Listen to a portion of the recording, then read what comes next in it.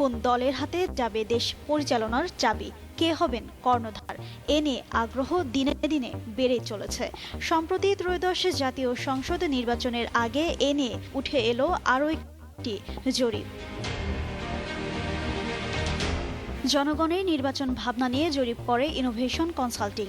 এই সংস্থাটির তৃতীয় ধাপে জরিপে উঠে এসেছে 52.80% ভোটার বিএনপিকে ভোট দিতে চান, আর জামায়াতে ইসলামী ও এনসিপি জোটকে ভোট দিতে আগ্রহী 31% ভোটার। ইনোভেশন কনসাল্টিং এই জরিপ প্রতিবেদন উপস্থাপন করে। জরিপে দেখা যায় প্রস্তাবিত গণভোটে অংশ নিতে হলে 60% মানুষ হ্যাঁ ভোট দেওয়ার পক্ষে, তবে এই বিষয়ে 22% মানুষ কিছুই জানেন না। ইসলামী আন্দোলনের প্রতি সমর্থন রয়েছে 1% মানুষের, আর ভোট নিয়ে কোনো ধরনের ভাবনা নেই 13.20% মানুষের। এছাড়া জরিপে আগামী জাতীয় সংসদ নির্বাচনের পর কোন দল সরকার গঠন করতে পারে সে সম্পর্কেও সম্ভাব্য চিত্র তুলে ধরা হয়। উপস্থাপিত তথ্য অনুযায়ী 5,147 জন উত্তরদাতার মধ্যে 47.6% আগামী সরকার প্রধান হিসেবে তারেক রহমানকে এগিয়ে রেখেছেন। জামায়াতে ইসলামীর আমির ডক্টর শফিকুর রহমানকে এগিয়ে রেখেছেন 22.5% এবং 2.7% নাহিদ ইসলামকে সমর্থন জানিয়েছেন। এদিকে 22.2% উত্তরদাতা এ বিষয়ে কোনো মতামত দেননি। তবে জরিপে অংশগ্রহণকারী নারীদের মতামত দেওয়ার হার তুলনামূলক কমছে। অংশ নেয়া 69.7% নারী কোনো মতামত জানাননি। জরিপ উপস্থাপনের সময় জানানো হয়, এসব তথ্য বাস্তবিক অর্থে ভোটারদের চূড়ান্ত সিদ্ধান্তে প্রতিফলন নাও হতে পারে।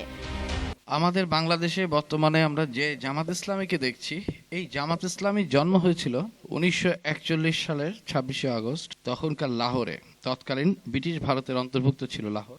প্রতিষ্ঠাতা সৈয়দ আবুল আলা মওদুদি। Mawdudi was the founder of Jamaat Islami. He was born 1903 in a district Aurangabad in India, in British India, and he was mainly educated at home by his father and later studied Islamic subjects, Arabics and journalism. So Mawdudi became a well-known Islamic scholar and writer and journalist in the 20th century. His ideology focused on establishing society based on Islamic principles and Sharia. He founded the organization Jamaat Islami in 1941. He actually wanted to promote his political ideas, and that's why he founded this Jamaat Islami. As his political ideas, তার political ideas ছিল হচ্ছে একটি Islamic state তৈরি করা বা Islamic রাজনীতির মাধ্যমে এই অঞ্চলে একটি ইসলামিক একটি শক্তিশালী অবস্থান রাজনৈতিকভাবে তৈরি হবে। 1947 সালে দেশভাগের পর জামায়াত ইসলামী 3 ভাগে বিভক্ত হয়: জামায়াত ইসলামী পাকিস্তান, জামায়াত ইসলামী হিন্দ এবং জামায়াত ইসলামী পূর্ব পাকিস্তান, এবং পরে জামায়াত ইসলামী বাংলাদেশ। শহরে আহমেদিয়া বিরোধী দাঙ্গা এবং আন্দোলন হয়। সরকার তখন জরুরি অবস্থা এবং মার্শাল ল জারি করে এবং কিছু ধর্মভিত্তিক সংগঠনের কার্যক্রম সীমিত সাময়িকভাবে নিষিদ্ধ করে।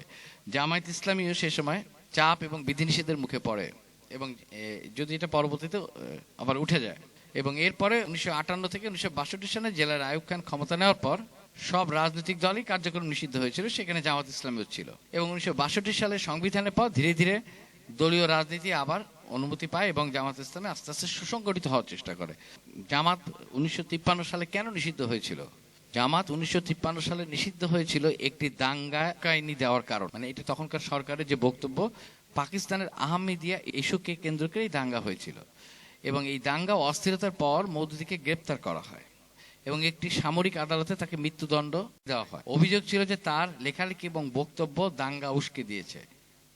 এরপরে দেশ বিদেশে বুদ্ধিজীবী এবং ধর্মীয় মহলে ব্যাপক প্রতিবাদ হয় বা এর বিরুদ্ধে তারা সোচ্চার হওয়ার কারণে কিছু সময় জেল খাটার পর তিনি মুক্তি পান। অর্থাৎ ফাঁসির রায় ঘোষিত হয়েছিল, কিন্তু বাস্তবে তাকে ফাঁসি দেওয়া হয়নি।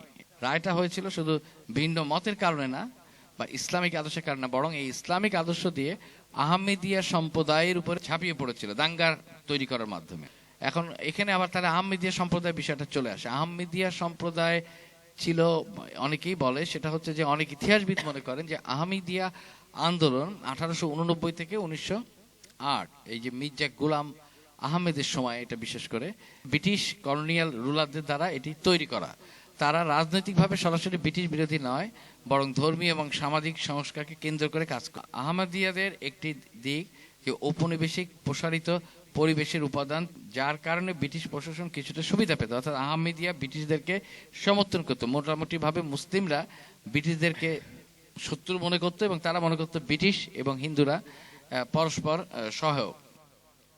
আর এখান থেকে বলা হয়, অনেকে মনে করেন যে আহমেদিয়া গোষ্ঠীটাই ব্রিটিশদের দ্বারা ফোস্টার্ড, মানে they are the fostered child of British colonial ruler, এরকম একটি ধারণাও আছে। তা সেই অর্থে যেহেতু জামাত ইসলামীর একক একটি রাজনৈতিক ইসলামিক রাজনৈতিক পরিমণ্ডল তৈরি করা তার যে আকাঙ্ক্ষা ছিল, সেটি মূলত তৈরি হয়েছিল ব্রিটিশ কলোনিয়াল রুলারদের এবং মুসলিমদের সাথে তাদের যে দূরত্ব, সেই বাস্তবতার নিরিখেই। সেই অর্থে আহমেদিয়া সম্প্রদায় শুরু থেকেই জামাতের সাথে একটা কনফ্লিক্টিং অবস্থানে তারা অবস্থান করছিল।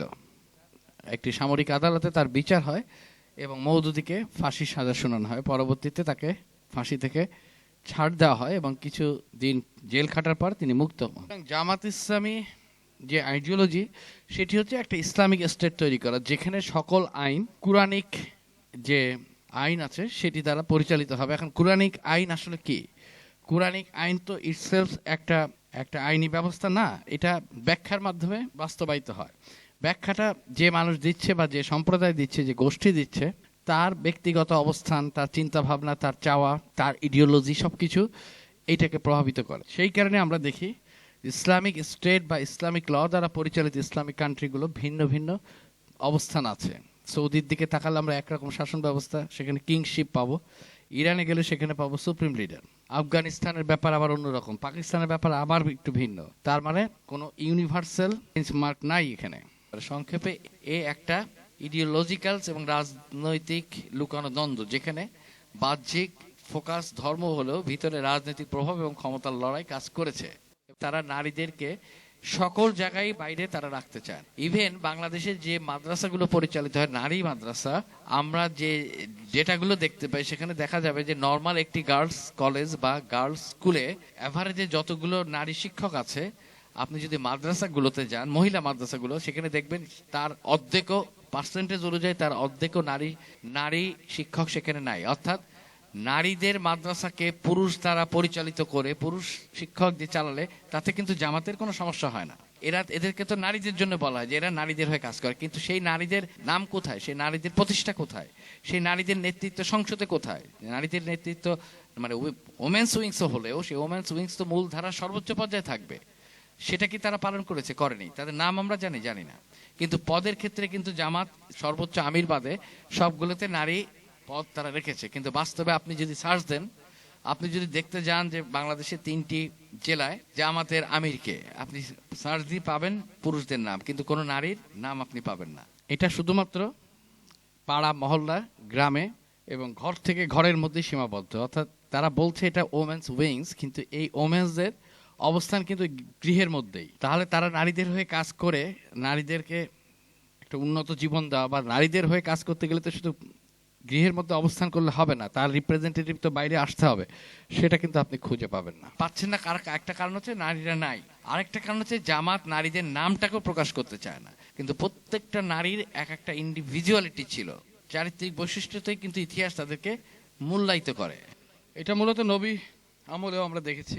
ইতিহাসে আমরা একাধিক নারীর চারিত্রিক বৈশিষ্ট্য পাই, তাদের ব্যক্তি স্বাতন্ত্র্য একটা অবস্থান ছিল, যারা প্রত্যেকে স্বমহিমায় উজ্জ্বল। কিন্তু বাংলাদেশে জামাত ইসলামী বা অন্যান্য ইসলামিক দলগুলো যেভাবে নারীদেরকে ট্রিট করে, সেখানে তাদেরকে একটি গুপ্ত এবং অদৃশ্যভাবে তাদেরকে রাখা হয়। যারা সমাজে অদৃশ্য থাকবে, তাদের কোনো কিছু প্রকাশ করা হবে না, তারা কখনো সমাজে উন্নয়নে বা সমাজকে এগিয়ে নেওয়ার জন্য কোনোই অবদান রাখতে পারবে, এটা ভাবার কোনো কারণ নেই। হ্যাঁ, নবীর সম্পর্কিত হওয়ার কারণেই তারা সামনে এসছে, কিন্তু তাদের যে নিজেদের কোনো সে নাই তা না। কিন্তু জামাত কিন্তু সেটাকে বিশ্বাস করে না। শুধু জামাত না, ইসলামিক কোনো দলই বিশ্বাস করে না। তারা বিশ্বাস করে নারীদেরকে শুধু পর্দার মধ্যে না, ঘরের মধ্যে রাখতে হবে এবং তাদের নামটা পর্যন্ত সামনে আসবে না। সমাজ ব্যবস্থা, সেখানে তাদেরকে কোনো অবদানই হয়তো রাখতে দেওয়া হয় না। অর্থাৎ কোনো জামাত ইসলামিস্টের বউ কোথাও যে কোনো সমাজসেবা করবে, নিজ মহিমায় করবে তা না। তারা শুধু স্বামী অথবা স্বামীর দলের যে পুরুষরা আছে, সেই পুরুষদের দেখভাল করার জন্য তাদেরকে দলে অংশগ্রহণ করানো হয়েছে, অর্থাৎ রুট লেভেলে কর্মীদের কাজটা হচ্ছে এই জামাতের সকল নেতাদেরকে ক্ষমতায় পাঠানো, তাদের হয়ে দিন দরবার করা। মুখে যেটা বলে যে নারীদের জন্য তারা কাজ করছে, আসলে নারীদের জন্য কাজ করে, নারীদেরকে তারা সংগঠিত করে কিসের জন্য? এই জামাতের সাংগঠনিক শক্তি বাড়ানোর জন্য। এই সাংগঠনিক শক্তি যে জামাত নারীদের কি সুযোগ দিবে না, জামাত তার রাজনীতি করবে, ইসলামকে সামনে নিয়ে আসবে, এবং ভবিষ্যতে হয়তো জামাত আজও কালো ক্ষমতায় আসবে। তখন আমরা যেটা পাবো সেটা হচ্ছে শুধু নারীদের না, পুরো সমাজ ব্যবস্থাটাই তখন ইসলামিক বয়ান হবে, এবং সেই বয়ান আবার কুরআনিক যে এক্সপ্লানেশন সেটা জামাতই দিবে। জামাত তখন নতুন করে আরেকটা ইসলামিক বয়ান তৈরি করবে, জাস্ট লাইক ইরানস সুপ্রিম লিডার ইমাম খোমেনি যে 79 সালে যে বিপ্লবটা করলো, রিভলিউশন, তারপরে যেভাবে তারা দেশ চালায়, ঠিক একই একটা পদ্ধতি তারা অবলম্বন করবে। জুলাই আন্দোলনের অন্যতম রূপকার এবং অন্তর্বর্তী সরকারের সাবেক উপদেষ্টা মাহফুজ আলম গভীর হতাশা প্রকাশ করেছেন। তার মতে পুরনো রাজনৈতিক বন্দোবস্ত পুনর্গঠনের ফলে হুমকির মুখে জুলাই বিপ্লবের মূল আকাঙ্ক্ষাগুলো। এ সময় কার্যক্রম নিষিদ্ধ আওয়ামী লীগের সাথে জামায়াতের তুলনাও করেন তিনি। সম্প্রতি ভারতের প্রভাবশালী সাময়িকী দ্য উইককে দেওয়া একান্ত সাক্ষাৎকারে 27 বছর বয়সী এই ছাত্রনেতা তার পদত্যাগ এবং নির্বাচনে অংশ না নেওয়ার কারণ ব্যাখ্যা করেছেন। তিনি অভিযোগ করেন, ছাত্র নেতৃত্বাধীন দল জাতীয় নাগরিক পার্টি এবং জামায়াত ইসলামীর নির্বাচনী জোট জুলাইয়ের চেতনার সাথে বিশ্বাসঘাতকতা করেছে। তিনি আওয়ামী লীগ ও জামায়াতকে একে অপরের পরিপূরক সত্তা হিসেবে অভিহিত করেন। সাক্ষাৎকারে মাহফুজ আলম বলেন, এই মুহূর্তে তিনি কোনো দলে যোগ দিচ্ছেন না বা নির্বাচনে লড়ছেন না, কারণ এটি সঠিক সময় নয়। আর এনসিপি জামায়াত জোট, এই জোটের কারণে এনসিপিতে যোগ দেন না তিনি। এছাড়া জামায়াত এবং আওয়ামী লীগ হলো একে অপরের পরিপূরক সত্তা, সুতরাং আওয়ামী লীগ এখানে থাকলে জামায়াত থাকবে, আর জামায়াত থাকলে আওয়ামী লীগও থাকবে। তাদের বর্তমান অবস্থায় চান না অন্তর্বর্তী সরকারের সাবেক এই উপদেষ্টা। তিনি বলেন, পুরনো রাজনৈতিক ব্যবস্থার সাথে জোট করতে পারেন না। জামায়াতের সাথে থাকলে এমন অনেক প্রশ্নের মুখোমুখি হতে হবে যার উত্তর নিজের কাছেই নেই, কারণ বাংলাদেশের অনেক বিষয়ে তাদের কোনো স্পষ্ট ভিশন বা লক্ষ্য নেই। অন্যদিকে এনসিপির সুযোগ ছিল জুলাইয়ের সব তরুণ শক্তিকে একত্রিত করে একটি সাধারণ প্ল্যাটফর্ম তৈরি করা এবং মানুষের কাছে একটি তৃতীয় বিকল্প হিসেবে আবেদন জানানো। বিএনপি জামায়াত বনাম জুলাই যোদ্ধারা, কিন্তু সেটি হয়নি। এখনো যে কথাগুলো বলছেন সেখানে আপনারা নিজেরাই কোনো সুচিন্তিত একটি সিদ্ধান্তের কথা বলছেন না, বরং আপনারা আপনাদের পাতে ঝোল ঢালার জন্য যা কিছু করা দরকার সেই কাজ আপনারা করার চেষ্টা করছেন। এখানে সুস্পষ্টভাবে নারীর যে অধিকার নিশ্চিত করা, সেটাও কিন্তু ওই ইন্টারভিউতেও বেরিয়ে আসেনি। কারণ জামাতের কোনো নারী সেই সংগঠনের প্রধান হতে পারবেন না, এটা অবশ্য আমি খুব সুস্পষ্টভাবে বলেছি। হয়তো সংসদ সদস্য হতে পারবেন, সবকিছু হতে পারবেন, কিন্তু প্রধান পদে যেতে পারবে না।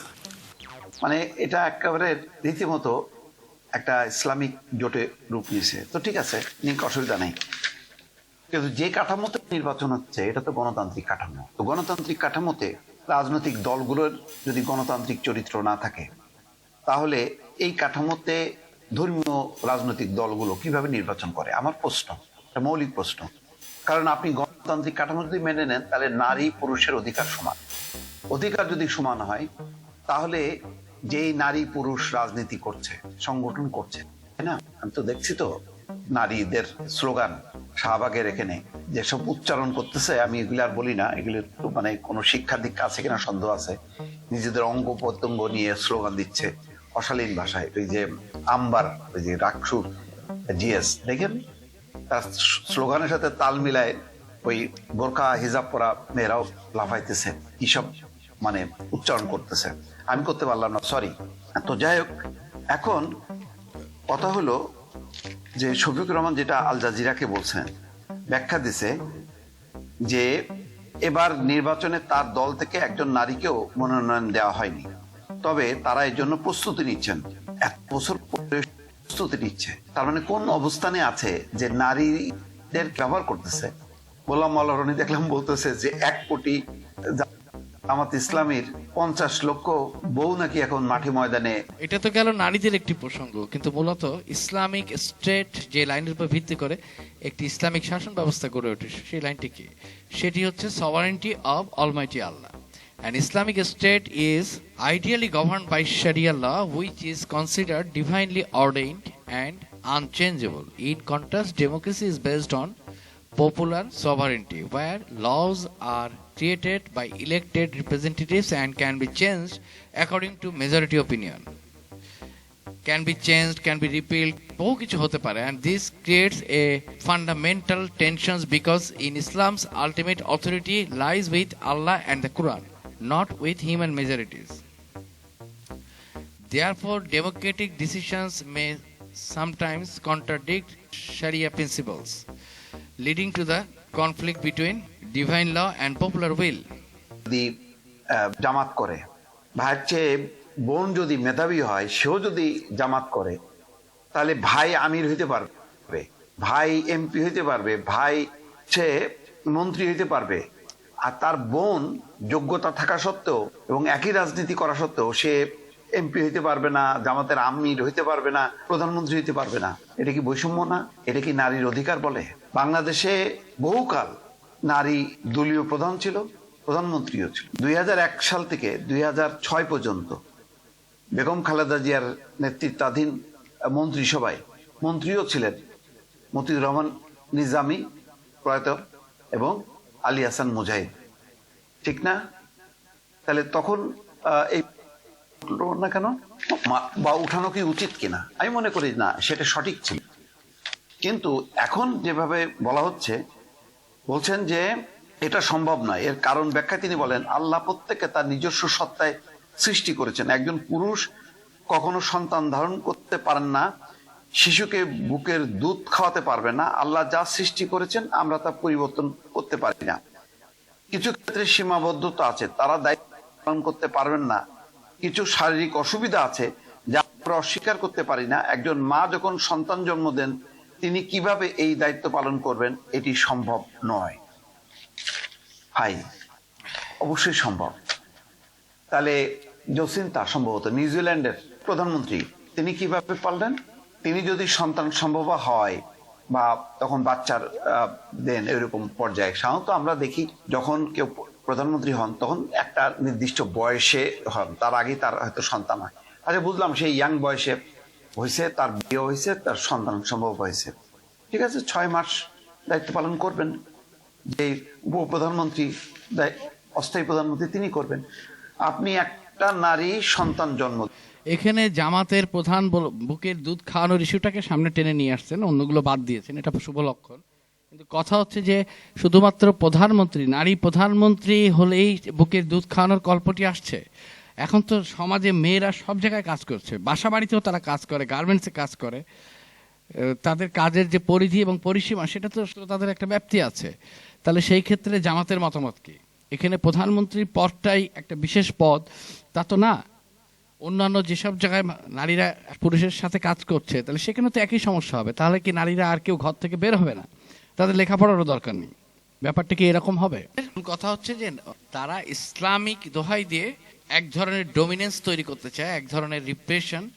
এটার মধ্যে একটা অংশ হচ্ছে নারী, যেটা খুব স্পষ্ট। এখন বিভিন্ন অজুহাত তাদের তৈরি করতে হচ্ছে, কারণ তারা একটা ডেমোক্রেটিক আকাঙ্ক্ষার সমাজ ব্যবস্থাকে তারা নিয়ন্ত্রিত একটা ইসলামিক স্টেটে রূপান্তর করতে চায়। এবং বাস্তবে যেটা দেখা যায় যে ইসলামিক স্টেটগুলোতে যেটা হচ্ছে ইন প্র্যাকটিস কি হয় আসলে, in practice an Islamic state often limits full democratic freedoms to ensure laws align with religious doctrines, and elements like freedom of expressions, women's rights, or secular policies or fundamental rights may be restricted if seen as violating Sharia. While some attempt to hybrid systems, true coexistence is difficult because human consensus cannot override divine command.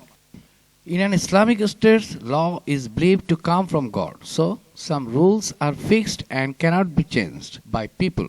Areas like religious law, family law, and gender roles are considered non-negotiable, and majority opinions cannot override divine commands.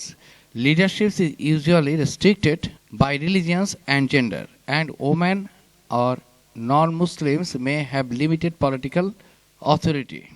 And এর ঠিক বিপরীতে আমরা যেটা পাই সেটা হচ্ছে democracy is based on popular sovereignty. মানুষের ইচ্ছে, সেই মানুষ অশিক্ষিত হতে পারে, সেই মানুষ ভুল করতে পারে, সেই মানুষ নানাভাবে নানা ধরনের লিমিটেশন সেখানে থাকতে পারে, অর্থাৎ বাস্তবিক ডেমোক্রেটিক লতে ভুল লিমিটেশন যেমন আছে তেমনি ভুল শুধরানোর রাস্তাও আছে, এবং সময় এবং পরিবেশের সাথে সাথে যে আইনগত একটা পরিবর্তন হতে পারে, অতীতের আইন যে বর্তমানে অচল হতে পারে, সেটি ডেমোক্রেটিক সিস্টেমে একমাত্র সম্ভব।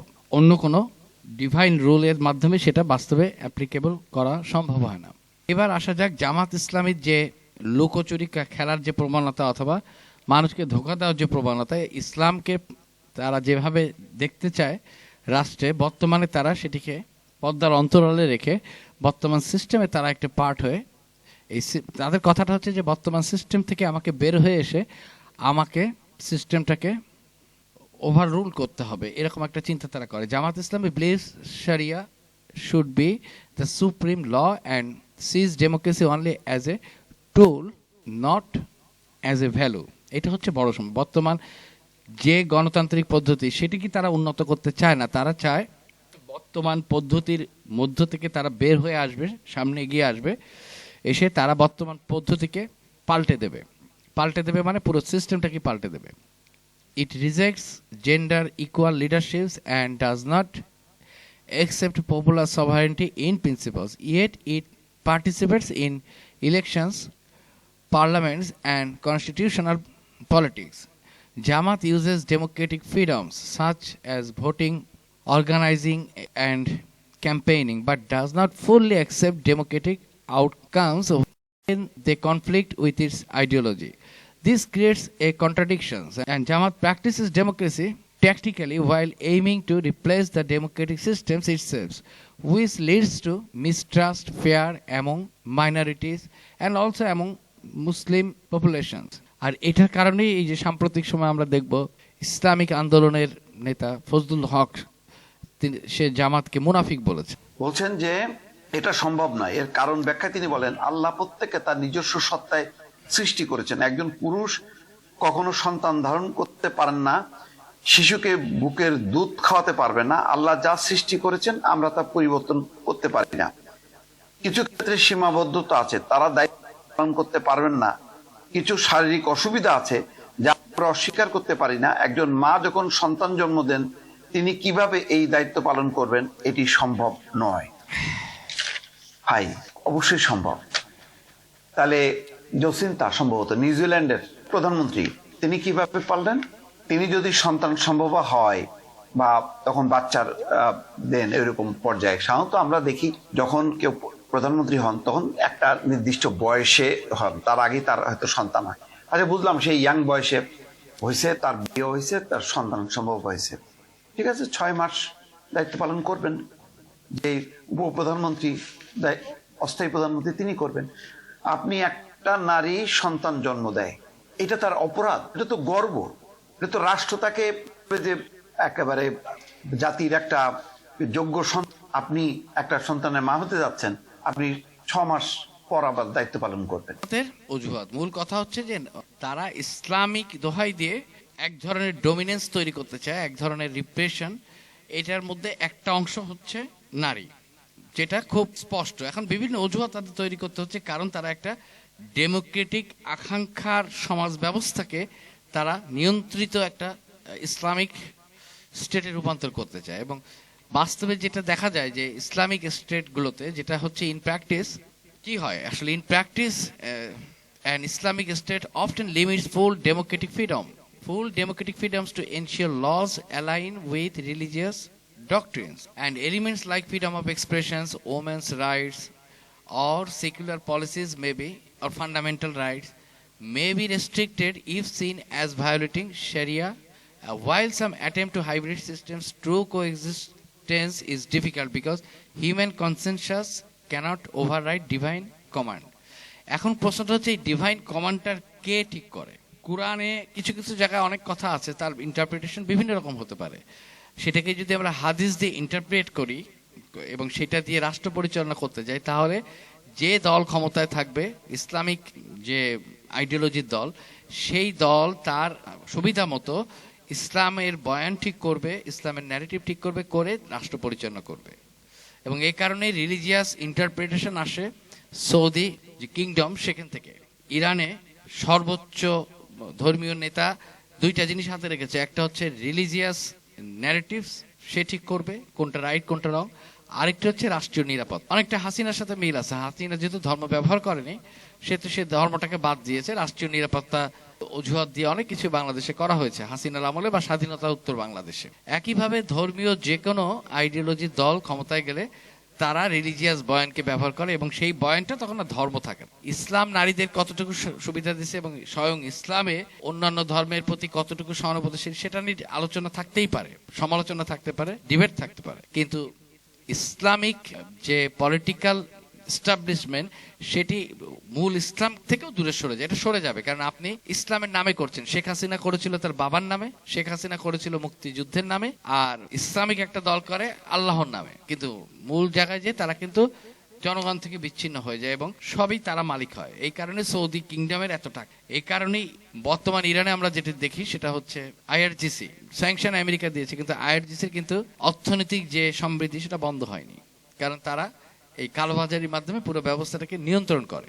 তা এই হচ্ছে মূল গল্পটা। এখন কথাটা হচ্ছে যে জামাত গণতান্ত্রিক ব্যবস্থায় তারা ইসলামিক ভাবধারার একটা দল হতে পারে, জনগণের কাছে ভোট যেতে পারে, কিন্তু তারা যেটা করছে এখন সেটা হচ্ছে লুকোচুরি আশ্রয় নিচ্ছে। তারা দে আর হাইডিং দেয়ার মেইন এজেন্ডা, তথাকথিত ডেমোক্রেটিক পলিসি বা ডেমোক্রেটিক স্ট্রাকচারের মধ্যে তারা নিজেদেরকে লুকিয়ে কথার মারপ্যাচ দিয়ে, কথার চাতুরি দিয়ে তারা ক্ষমতাটাকে পেতে যাচ্ছে। এবং যেহেতু এখন বিএনপির দুরবস্থা, তাদের অনৈতিক অরাজনৈতিক অবস্থান, আওয়ামী লীগ বলে কিছু নাই, তার মানে মেইন স্ট্রিম পলিটিক্যাল পার্টি বাংলাদেশে এই মুহূর্তে অলমোস্ট নাই হয়ে যাচ্ছে।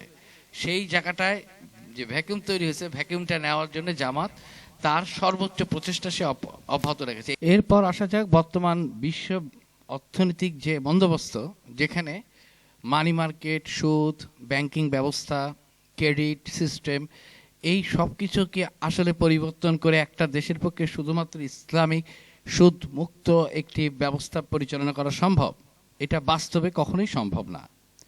কারণ ইসলামিক আর আরবে সুদের যে বন্দোবস্ত ছিল সেটা খুব লিমিটেড আকারে ছিল এবং সেখানে ব্যক্তি বিশেষ ক্ষতিগ্রস্ত হতো, ব্যক্তি বিশেষ লাভবান হতো। কিন্তু বর্তমানে এটি একটি ব্যাংকিং ব্যবস্থা এবং সব কিছুর মধ্যে এটি জড়িয়ে আছে এবং সুদ এবং প্রফিটও অনেক ক্ষেত্রে জড়িয়ে আছে। কাজে আধুনিক রাষ্ট্রে অর্থনীতি দাঁড়িয়ে আছে money market, banking system, credit, সুদ, বন্ড এবং বৈশ্বিক আর্থিক সংযোগের উপরে।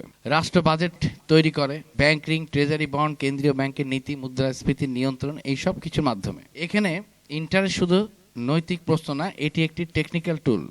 ঝুঁকি মাপা, সময়ের মূল্য নির্ধারণ, বিনিয়োগ প্রবাহ নিয়ন্ত্রণ সবকিছুই এর মাধ্যমে পরিচালিত হয়। এটা একটা বৃহৎ সিস্টেমের অংশ।